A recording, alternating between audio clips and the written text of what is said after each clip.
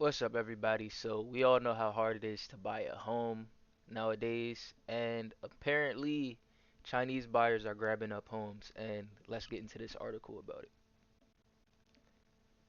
So, the article is called Chinese Buyers Are Grabbing Up Homes, and they said between April 2024 and March 2025, Chinese investors snapped up nearly twice as many US homes as they did the previous year, and apparently, there's been an 83% surge in real estate purchases relative to the same period earlier, with spending increasing from 7.5 billion to 13.7 billion.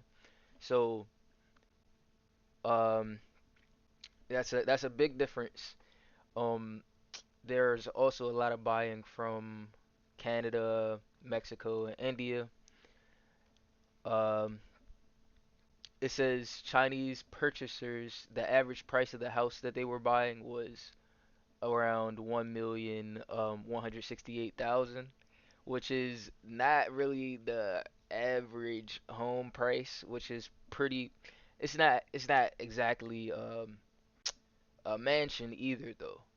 So this still affects your average American, not average, but it still affects the middle America. This is not like rich territory.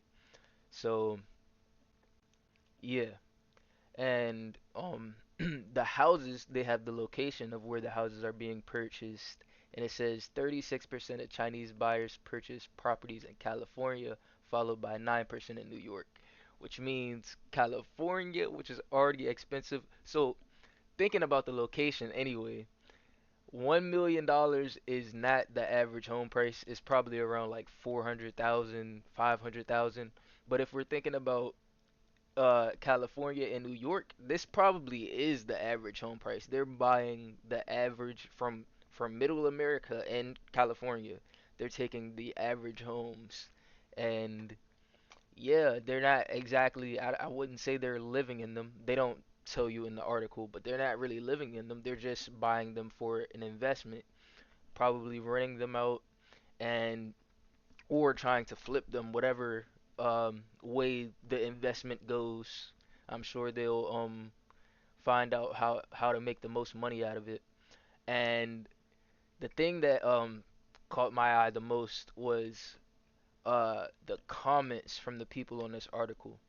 And I didn't think about it, but it says that that this is the same thing that happened in Canada.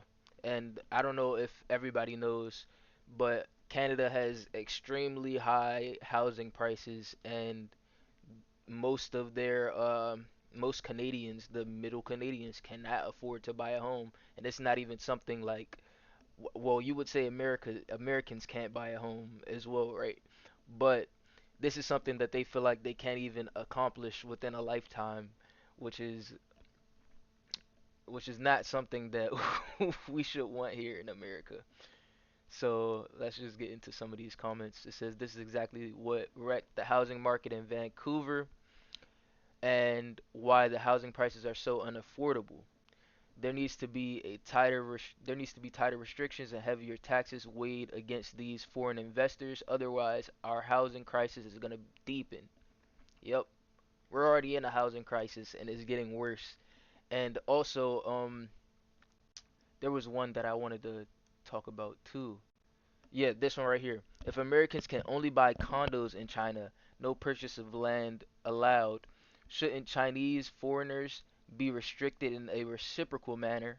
Hope Trump will executive order to make it reciprocally fair and equal. But if he does something like that, I believe in that too. But if he does something like that, would we refund the land that they've already purchased?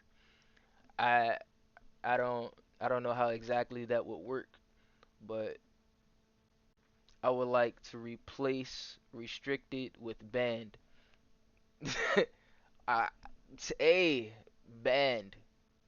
Mexico is similar. Americans can only lease land there. Buying is not allowed unless you are a Mexican citizen. And as you see, uh, Mexico was another big buyer in American homes. and we can't even do that there. Crazy.